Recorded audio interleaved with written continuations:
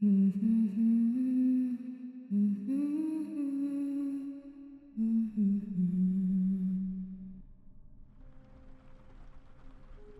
evening. Welcome to Silver Slumbers, a channel for achieving the restful Z's that you truly deserve. If you guys would do me a huge favor and hit that subscribe button, we will reach 1,000 subscribers by the end of the year. I really appreciate your support and your comments down below. Thank you. Warning: some of these stories contain graphic content. Listener discretion is advised. At 6:15, I'm on the station duties and a man just comes in and he tells me that he thinks his wife is missing. He's very sketchy on the details and I'm just having a hard time dragging the information out of him. Essentially, he said that they had a fight and she stormed out and didn't come home that night. I checked her in the system and she's a respondent for a couple of domestic violence orders. I digged a little deeper and discovered that they're actually against her son rather than her husband. I'm very, very tired and a little cranky. I look at the bare information that I have and I sent the chap home to wait for his wife. I check the hospitals, our own system, just to make sure that she has been arrested, and a local fire and ambulance services. Nothing. I circulate her details to all units in the city and record the incident. I have done enough to cover my arse, and technically there isn't actually anything else for me to do for a while. I go and get a cup of coffee, and all I wanted to do is just sleep. But something didn't just sit right with me.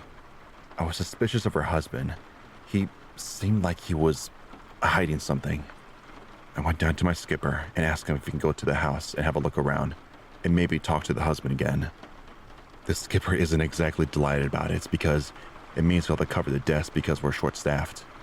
But he agrees like a trooper and off like a jolly well-trot. I arrived at the house and talked to the husband again. I asked him if I could have a look around. Maybe there might be something there that might shed some light on things, and maybe tell us where she has gone to. I have a scout around the house and find several containers of pills with weird names. A quick Google later, I discovered that this woman appears to be on cocktails of antidepressants and mood stabilizers and other stuff. Oh, and I found an insulin kit. I asked the husband about these and he mentioned that the wife is just having some emotional problems, but that he didn't think that it was relevant at all. I sit down with him and I put it to him that there's a lot of medication here. And does the wife have more than one insulin kit? He goes pale at that point. She left all of her medication at home. I asked him where she kept her purse and we end up checking her bedside locker. Her purse is missing, but I snagged a framed picture for future reference. I have no idea what this woman looks like and asked her husband if I could search the room. He begins to completely break down at this point and tells me I could do as well damn please I want, and he storms off into the living room. I'm getting a huge headache at this point, and I know it's from being sleep deprived. Anyways, I didn't find any suspicious holes in the wardrobe, where she might have taken clothes, any secret stash of cash or drugs. I honestly don't know what possessed me to do it, but I searched the bed. I turn over his pillow, and there's a note under it. It's an unalive note, explaining in no uncertain terms that the MP is intending to end her life, and that she can't go on, and that she's sorry for being a burden. I radioed to the station and updated them. I then walked down to the living room and told this woman's husband that he's been sleeping on an unalive note overnight and never noticed. That was probably one of the hardest things I ever came up to. I found her eventually, though it took another 8 hours. We pinged her phone to a nearby town, but it just gave us the general vicinity. I put the town to her husband, but he said that she didn't have any friends or family there. After 15 minutes later, he calls me back and tells me that they spent a weekend there shortly after they got married. I called the hotel that they normally visited, but there was no one by that name. I went down in person and showed him the picture of the lady. The guy at the desk told me that the woman just walked out before I came in. I went out to the pier and, surprisingly, I found her. We had a little bit of a chat. Nothing dramatic, but she also told me that I looked awful and that I just told her that I was just really tired. I asked her to give life a chance for a few more days and that her husband loved her and that she wasn't a burden. She agreed and we brought her home. A couple of days later, she came down to the station with a box of chocolates and a card that read, "Thank you for not allowing me to unalive myself." When I realized how close I was to just letting the matter rest because I had ticked all the boxes on the list, I went down to the toilet at the back of the station and threw up for what felt like an hour. Every year, she sends me Christmas cards, and I'm thankful.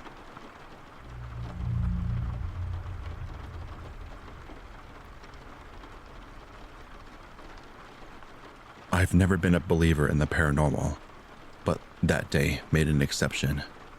I responded to a call made by an older lady. She reported that she's been seeing a young girl run around her yard and she was afraid of vandalism or maybe worse. On my way over, it suddenly started to pour like there's no tomorrow. Lightning and thunder too. When I arrived at the residence, she pointed to where the yard was and I made my way over there. I tried to shine my flashlight along and asked, "Is anyone there? Come on out." But nothing. All I heard was the sound of a loud thunder in the back. I made my way back inside the house and talked to the lady, who was now trembling in the corner of the room. She told me, She's at the house." I heard a thump in the background. I looked over. I saw a young girl, maybe around 13 years old, running from one side of the house to the other. I quickly moved towards her and I asked her to stop, but then she disappears right in front of me. I thought it was my eyes playing tricks on me, but then the lady yells out, There she is, right outside." I turned towards the big window leading to the backyard, and there she was, running around. But I started to wonder, how did she get past me to exit the back door? I immediately went outside and she had vanished again. After I wasn't able to find anything with no logical explanation, I told the lady that the girl had just ran away and that I was not able to catch her due to the weather. I asked her to calm down because she was really freaking out. Some months later passed, and I found out that the elder lady had passed away, and some new people moved into her old home. Not long after that, dispatch picked up from a call from the same house. Now, the new tenants reported a young girl running around the backyard and suddenly appearing in their house. No, I let someone else pick up the call.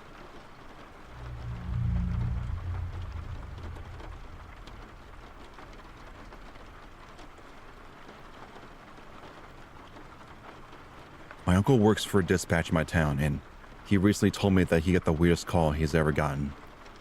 He said that he had received a call from a landline one night, and when he answered, there was only static on the other end. This happened more than a few times. Finally, he gets a squad to check out the address from the caller ID. When the cops got there and walked into the house, they immediately saw that there was a dead body. The person has been dead for 5 months. The craziest part was that there was no electricity or other utilities working. So there was no way they should be able to get those calls out into dispatch. But if they hadn't, who knows how long that person's body would have stayed there.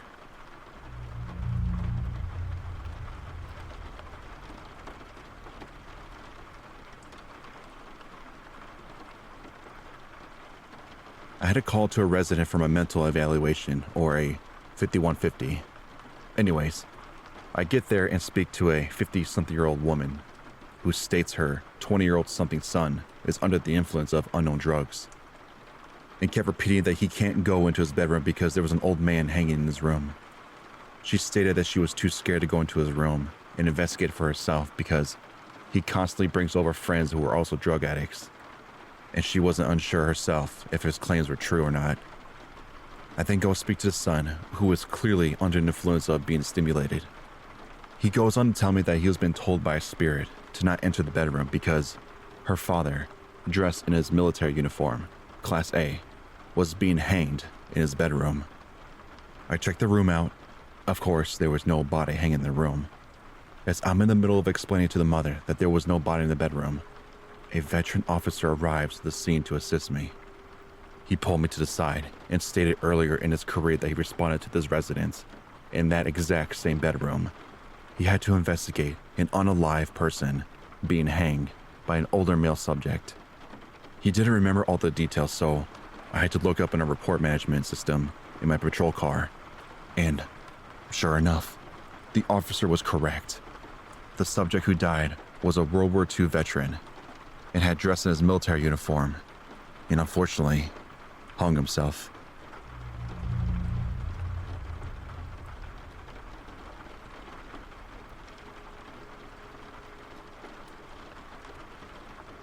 I worked as a police officer in a small town in rural Nebraska.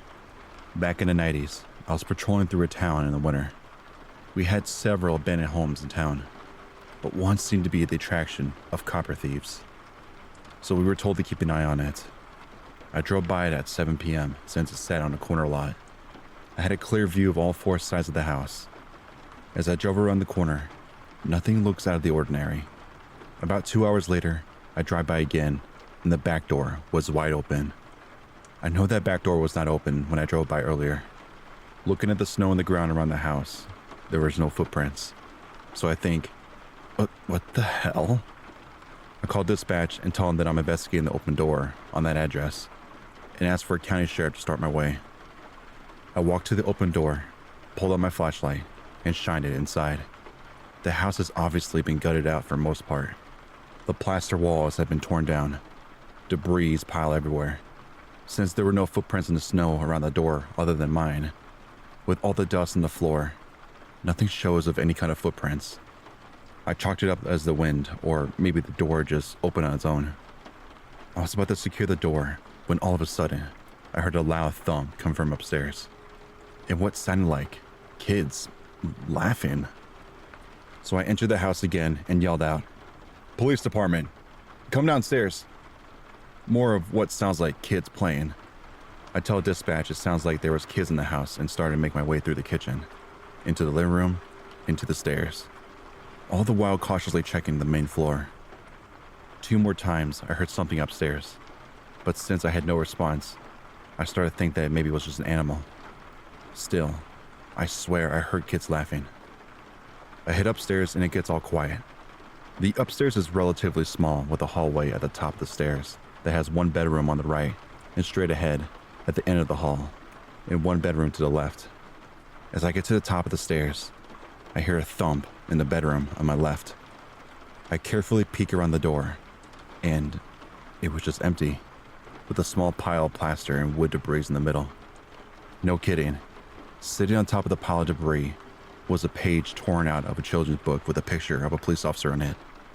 The hair stood up in the back of my neck, and I got out of that room, quickly cleared the other rooms upstairs, and I got the F out of there. I told dispatch that no one was in the house, and I locked the door, and never went back there again.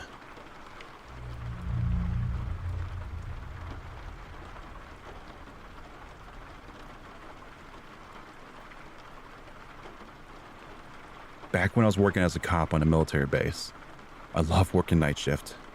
Luckily, we didn't have to deal with the 99% of bullshit the day shift had to deal with. What little stuff we did deal was usually really interesting. Well, most every building on the base is alarmed, and the alarms are tied into the desk that we know instantly they go off. When we get an alarm activation, we close the base, go check the building, pull on the doors to see if we can get in. If we can, we go into the building and secure it, check all the doors and corners to see if someone set the alarm off. Well, one night, I was on patrol with my Alpha, which is my partner, and we get called to response to an alarm activation at elementary school.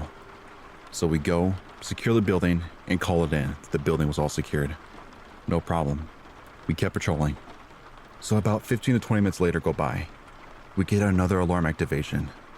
We get back out there and check, and now there was a maintenance door open that leads into a boiler room. There was nothing in it. We closed it, locked it, and got out. Another 20 minutes later, and another alarm goes off. We've responded. All the doors are still locked, and we can't get in. Maintenance door is locked. Called in, they're all clear. This time, my buddy and I sat on the opposite side of the school to watch to see if someone was coming in or out, or yanking on the doors really hard to set the alarm off. We sat there and watched. Nothing happened.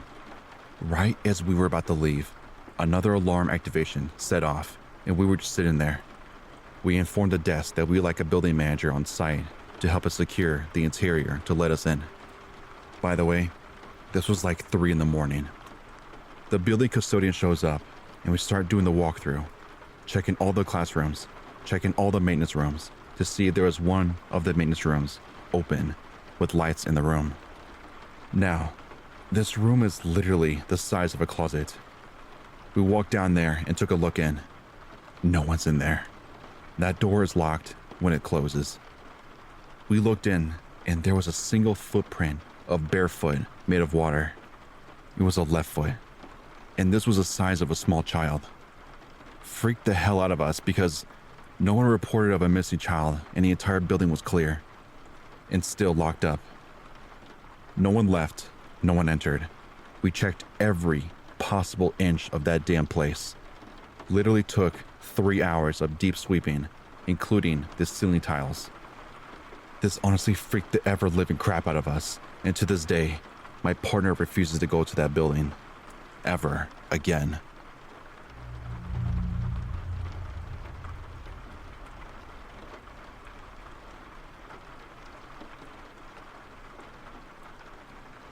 Whilst working in the remote Australia, we were forced to move on with an elderly Aboriginal man because the other locals had accused him of witchcraft and other things. We drove into his township approximately 1.5 hours drive away. The other locals there were terrified of him, as he was rumored to be a witch doctor. We dropped him off and warned him to not return to town for 3 days. We turned the vehicle around and drove back to town, flying around maybe 100 miles per hour. This took 45 minutes to drive back. Upon our return, we found the exact same elderly Aboriginal man sitting on the street. To this day, neither of us can explain it. Maybe the other locals had something true about what they're scared of.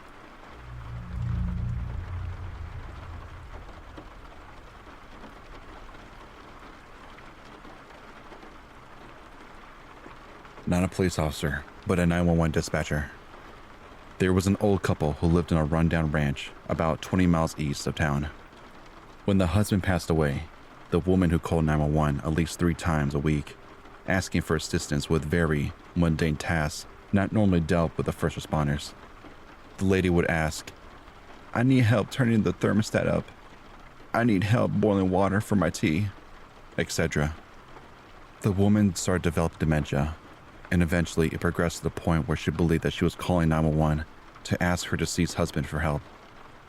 All the dispatchers can recognize the address immediately, even though all she could say was, "My husband's name. I need help. Please come home and help me, please." One day, she called again and was able to repeat her husband's name. We'll just call him John. She will say, "John, I need help, please. Please come home. John, please come help me." By the time the first responders arrived on the scene, they found the woman lying dead on her bed. The first unit on scene called dispatch to confirm that it was the woman who called 911. As rigor mortis already set in, we wrote it off as the fact that the heater in the house wasn't working, and the ambient temperature in the room was about 50 degrees. Pretty cold. We continued to receive 911 calls from that woman at the address for just over a year after she passed away.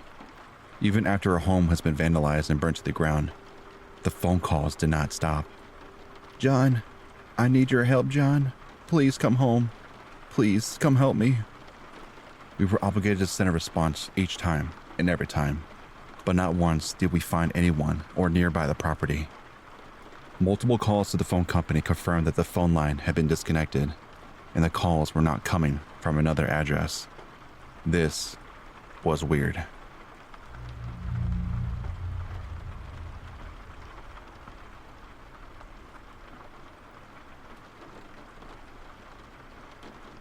I was a 911 call taker about 10 years ago when I received one of the creepiest calls ever.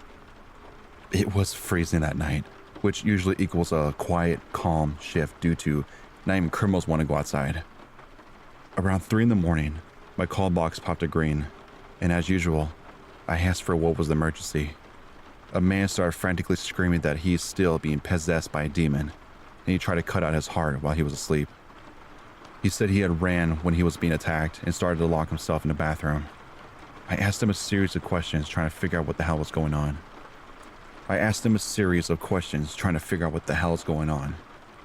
Every time he tried to answer, I heard what sounded like scratching and banging on the bathroom door. He whispers to me, "There's a demon in my sister's body. It's been battling me for days. It got free for its chains." This unearthly voice began taunting my caller through the door, and it did not sound like a 20-year-old woman. It was low and guttural. It's like that she had gargled razor blades before speaking. She continued to growl and speak in a strange-sounding language until police arrived. She let out a terrifying scream when the officers broke in, and then, dead end. The call was over. I was shaken and had to know what happened. Even my supervisor, who had been listening to the call in real time, was pale and speechless when the line cut off. Before my shift ended, the commanding officer on my creepy call had told me what he found. He told me he would have nightmares for the rest of his life. Apparently, when my caller said his sister got out of her chains, he wasn't joking around. She still had chains tied to a bloody handcuff. When the officers came in, her whole body was covered with self-inflicted scratches.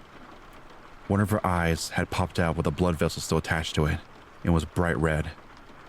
Most of what she was wearing was also shredded, and her skin looked like she'd been drained from her blood.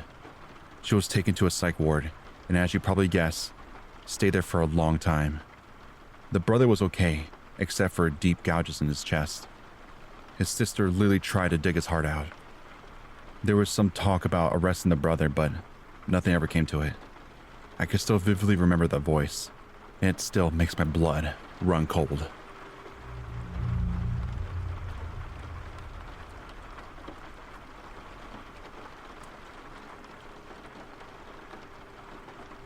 My friend's father is a police officer in one of the larger villages in Illinois.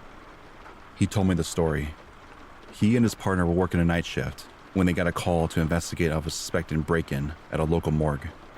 They arrived and found a custodian waiting for them out front. The custodian said that he'd been mopping around in one of the corridors when something moved in his peripheral vision. He looked up and saw a person quickly move across one side of the hallway to the other. He couldn't tell much about that person, as he'd been turning off the lights as he worked his way through the entire building. Just a dim outline, but enough to be sure of what he'd seen. He was unarmed, so the police officer stepped in and waited outside. My friend's dad and his partner entered the morgue. They started off by calling out anyone who might be inside. There was no answer. They began to sweep and walk down in the center corridor with their hands on their guns, checking each room to the side, occasionally calling out to any intruder to show themselves. My friend's dad came upon a room with the light off, pitch black inside. He fumbled for the light switch and flicked it. The room lit up. Nothing but an empty waiting room for relatives of the dead. He heard his partner call out, "Hey, stop! Turn around!" Friend's dad swung back into the corridor, and his partner had unholstered his gun. He was pointing at the end of the long corridor and said, She just went around that corner." The custodian said, "She's trapped. There's no other way. There's no exit." They had the custodian lock herself in a waiting room for safety, then advanced down to the corridor, calling out to the woman to show herself. They had the custodian to lock herself in the waiting room for safety. Then they advanced down to the corridor, calling out to the woman to show herself, and they said they would not harm her. This time, my friend's dad reached for the end first, and with his back on the wall, peered around a corner. The woman was standing by a big gray door. The lights were off there too, so it was hard to see her clearly, but he could see that she was not holding a weapon. No gun, no bat, nothing. But she had long, fair hair. He stepped out around the corner to talk to her, but she opened the door, disappeared into the dark inside, and shut it firmly behind her. He sprinted to the door and pulled the handle. Locked. Banged on the door for a while and called her out to come out, but no answer. The door had a deadlock on it, so his partner brought over to custodian to unlock it. The custodian went around the corner and faltered a little.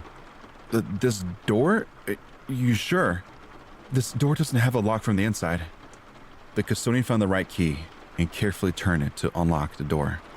Click. "We're coming in. Have your hands up. They entered the room with flashlights, illuminating every corner. The custodian hit the light switch and lit up the room. It was empty, except for some equipment against the wall, with 2 gurneys in the middle of the room. One was empty, and one was covered under a sheet, what appeared to be a body under it. It was a nice hiding spot. My friend's dad approached it, and it was the smell that spooked him first. It smelled like a corpse. He pulled down a sheet, and there was a woman laying there. Straggly, light brown hair all around her face. The tag on her toe said that she's been dead for 4 days. My friend's father was a devoted Christian. Does not believe in ghosts or other supernatural beings, even now. But he wasn't sure what was the person he saw that night.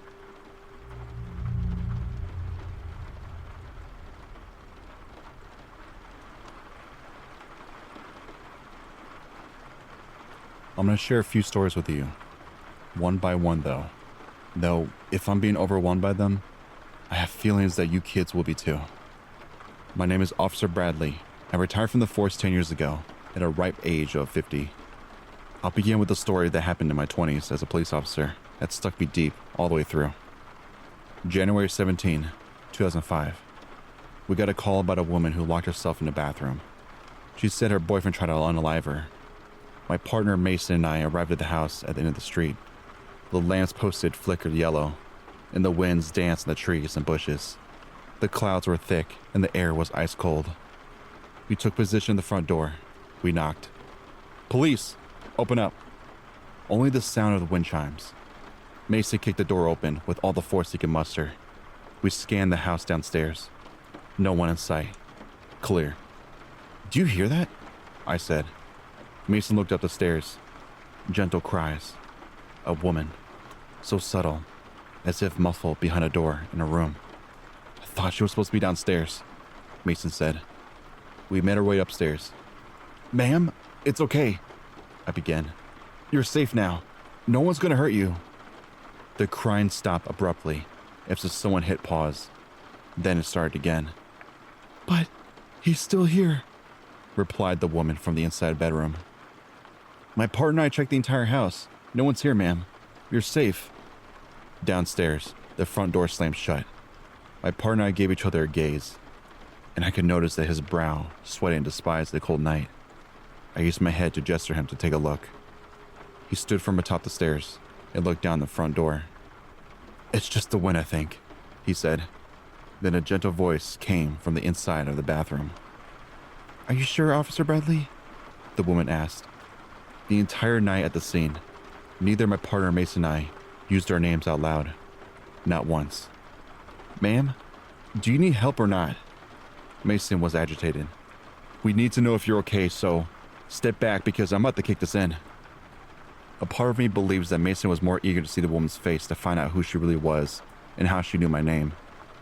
More so than for her safety. No, hold on, I said. "She might be sitting right at the door. We don't want to hurt her." Then she said it. "Officer Bradley, tell Mason if he touches the door, I will visit his family in the late hours of night." The woman's voice was an octave deeper when she said that. I never understood the expression of white as a ghost. Do people actually turn that pale in the face? I learned that the fact that he did when I saw my partner's reaction to those sinister words. Now, I couldn't stop him from kicking in that door that night. But when he did, we found no one inside. There was absolutely no way she could escape because there was nothing, no window, no other door. The only other entry was the door that Mason kicked in. And yet, we were certain that we had a full conversation with someone behind that door.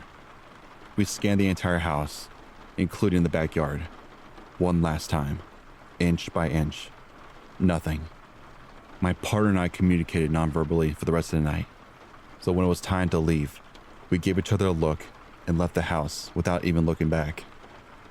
Now, this is the part of the story I have not told anyone, not even Mason. We were absolutely disturbed, so I didn't want to tell him what I'm about to tell you. When we left the house that night, I drove us back to the station that night. He probably thought I didn't notice, but his hands were shaking too much to drive comfortably. He doesn't drink coffee. As I reversed the cruiser on the main street, Mason didn't look back at the house, but the truth is, I did, and I sincerely wish that I hadn't.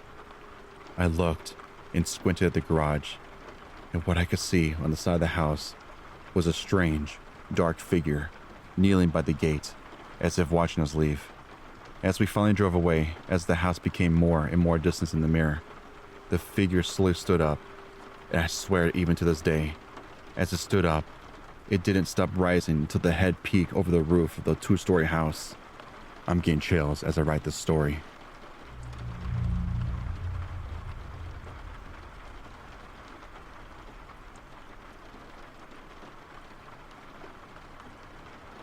This is not my story, but my grandpa's. My grandpa was a police officer back in the day. He worked murder cases and did detective work in his late career. But this late night, he was responding to a call of suspected shots fired at an old abandoned house. My grandpa tells a story something like this. He and his partner are the closest to the house and everyone who received the dispatch call, so they made it there first. When they reached the house, they found the gate through the back door was forcibly opened, so they followed through. It was a shots fired, so they had all their weapons drawn. As they approached the house, there was one unarmed man attempting to enter the house, which was locked. That man fled while my grandpa's partner chased after him. Here's the creepy part. My grandpa looks through the window of the house, thinking that maybe the guy was trying to get someone inside. When he looks in, he vaguely sees someone standing and looking directly at him. My grandpa raises his pistol and says, "Police! Don't move!" Simultaneously, the man inside appeared to raise his pistol. My grandpa says, "Now I have never had someone draw his weapon on me, and I begin to think, what if I didn't shoot before he does?" And the adrenaline was pumping. So he says, "Drop the weapon or I'll be forced to shoot." The man stands still, ridiculously still. My grandpa takes cover on the right side of the window and radios in for his partner, who has lost the man on foot. Before his partner returned, he pops back out from the right to try to advance, expecting the man have gone away and found a place to hide. So with his weapon drawn, he jumps out and looks inside. But when he looks into the window with his weapon drawn, there the man is, still hazy, dark, and pointing his weapon directly at him. It's silent for what seems like forever. My grandpa shouts again, "Drop the weapon and get on the ground," with adrenaline still pumping. My grandpa says that at this point, he begins to believe it's a ghost because of how still the being was. Then he sees what the assailant was wearing, a badge. This freaks me out because he said, had my partner made it inside and was playing with me? Was this man impersonating an officer? Once more, he said, "Drop your weapon and get on the ground," and motioned with his pistol. The ghost man also motioned with his pistol. At this point in the story, my grandpa says it's best that it was a cotton picking mirror.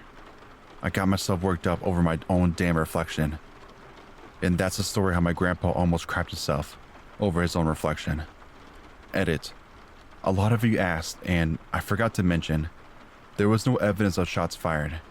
They think that the neighbors had heard a guy slamming down some stuff and trying to get in. But that was it. Next story. My girlfriend's grandfather used to be a detective, and he tells a pretty terrifying story. When he was still pretty young, he got a call from an apartment building because a monster was trying to get into someone's apartment. The caller said that he had heard gunshots. And then, a while later, something was pounding on their door. When they opened it, it was a monster standing there and trying to get into their apartment. They kicked it out and slammed the door. The caller said that they heard more screams down the hallway, so the monster may have been trying to get in to other people's apartments. When my girlfriend's grandfather got to the building, he found a man covered in blood. He got the guy to turn around and realized that he had found his monster. Unfortunately, the guy had tried to commit unaliving himself by a gun under his chin. However, he had screwed the angle up and just blew off his jaw and nose. But he was still alive, but in an extreme shock. He had been walking around, knocking on different doors, trying to get someone to help him because his mind just made him go crazy. But his grisly looking appearance had everyone terrified. so they kept slamming the door on his face.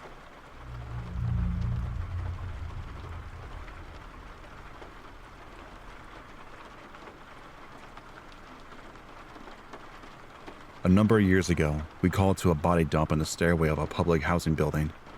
As we arrived, we shoved the floor mat onto the door to prop it open. A nice young guy gives us a hand to secure the scene. The deceased has multiple scratches, slice, stabs, burns, even a bit of a waffling, like burns of marks with the grit and pattern. Yet his clothes are bloodyless. Medical examiner arrives. Body is completely drained. The corpse is fresh as no signs of decomposition have set in. The detectives arrived and the investigation begins. We've removed the body and resumed our duties. A month later, an arrest was made. Remember that nice kid that helped us with the door? He was a friend of the victim, and he and a girl had been drinking with the victim. An argument started between them, so they beat the victim unconsciously, tethered him to a chair, and proceeded to torture him for 2 days. After he died, they drained him in a tub, changed his clothes, opened the apartment doors, and threw him down the stairs. In case you were wondering, there were 0 911 calls for the period of time that he was being tortured. Those apartments are very close to each other. I would imagine 2 days of torture could make a bit of a noise.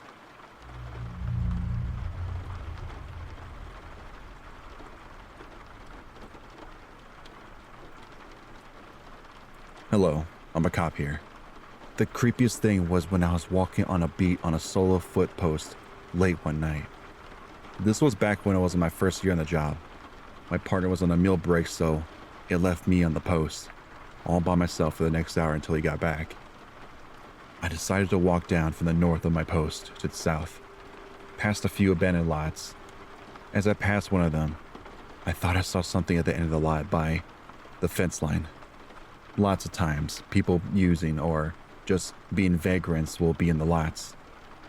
I shone my flashlight in the area, but nothing was there. Trick of the low lighting in the area. It's no big deal. As I turned away, the fence on the far side of the lot rattled, giving that distinctive chain sound. I stopped and looked back, already thinking about how ridiculous this feels, and put my flashlight there again. Standing there was a man. He didn't look homeless, nor did he look like any kind of guy that just hangs out in the lot all night.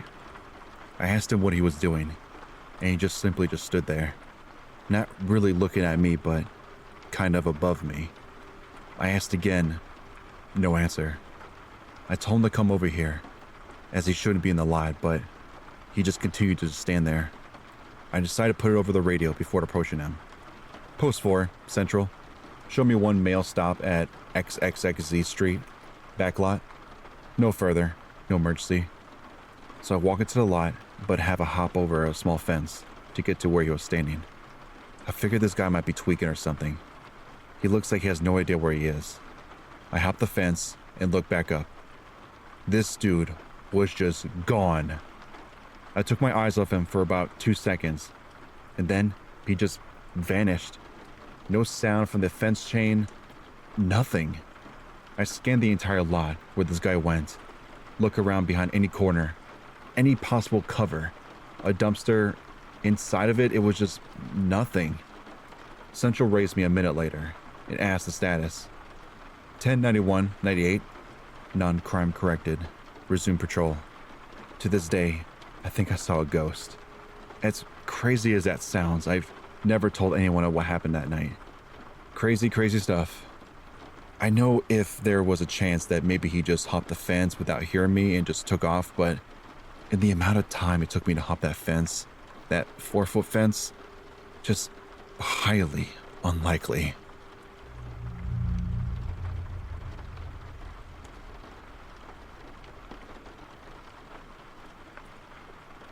This is not my story, but when I read this, I thought it was pretty messed up. An elderly woman phoned 911 and requested that someone send a policeman down to her house because she saw a lurking figure man around her backyard.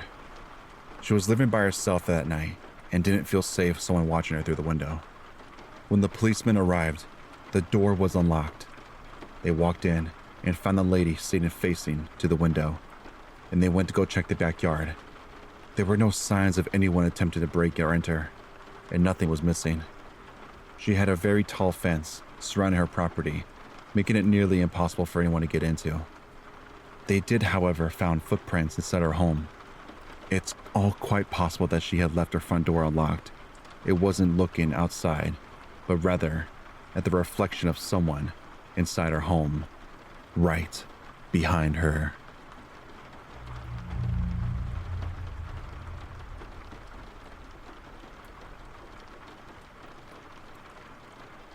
This is unexplained and probably just a coincidence, but I still never mentioned it to my coworkers. I spent some time as a homicide investigator. We would respond to all apparent unalives and investigate them just to make sure that there wasn't a homicide. Usually we determine a motive for the unalive and find a note or other indicator that the person that unalived themselves. One guy just taped a note to his chest and just say, "Happy now, bitch?" and just made sure his wife just found it after he just hung himself. But occasionally you get a case where all forensic evidence indicate that the person just unalived himself.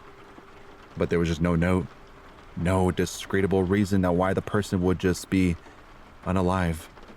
There are people in good health with decent careers that just seemingly happy with their family and their just lives, but who knows what's really going on with someone.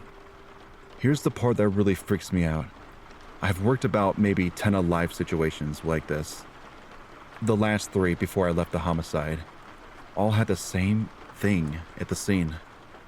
There was a little decorative wicker lighthouse at each location. It stuck out to me the first time because it was at the end of a bed where the body was. But 2 weeks later, I saw the damn same lighthouse on another unalive situation. And I even pointed out the coincidence to a patrol officer. A few months later, I go to another unalive situation, and I see the same wicker lighthouse. That's when it clicks, that it's always been unexplained unalives. I go back and look at the crime scene photos from every unalive situation that I worked at. In 2 of them, I could see could be the same wicker lighthouse, but the angle is off, and there's something of too much junk around to say for sure. I honestly don't know. I thought it was creepy as heck, but I transferred a couple months later, and I just let it go. Edit. Well, that got a lot more response than I was anticipating. To answer the question of if there was a serial killer, I honestly very much doubt it. These were clearly unalive situations, most of which had very feasible alterations explanation. We work every unalive situations as if they were homicide. An apparent unalive is almost always an unalive situation, but we're on the side of caution. Also, while serial killers are actually more common than people think, they rarely leave calling cards or anything like that you see in the movies. It's usually some messed up dude that has a particular taste. I really do think that it's an odd coincidence, but it still was pretty creepy.